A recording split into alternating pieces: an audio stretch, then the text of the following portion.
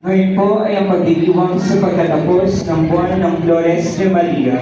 Sa pagdiriwang ng banal na misa, tayo ay naanyahan na maging aktibo sa pakikinig, tumugon sa panahon ng pagtugon, at pagkanta sa mga awitin. Ang mamumuno po sa ating banal na pagdiriwang ay si Reverendo Padre John Lennon Dishar, SSS. Magsitayo po ang lahat at pasigla nating awitin ang pangbungad na awit.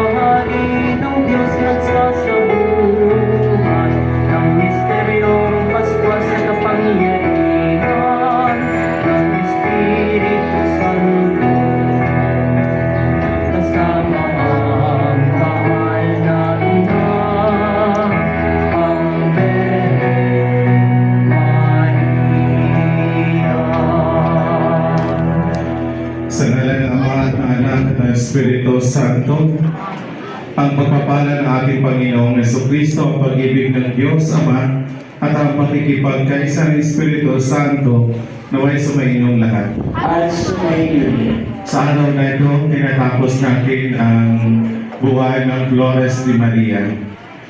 At dito natin magbibigyan natin parangal ang mahal na Birheng Maria na siyang palaging nagpapaalala sa atin na may lapit ang ating buhay sa kanyang bugtong na anak, sa kanyang anak na si Jesucristo. So bilang pasasalamat sa ating mahal na Birheng Maria, hiningin natin ang ating mga kahilingan, ating mga intensyon sa pagdiriwang na ito na sana lumago tayo sa ating pananampalataya kahit anuman ang hinaharap natin sa ating buhay araw-araw.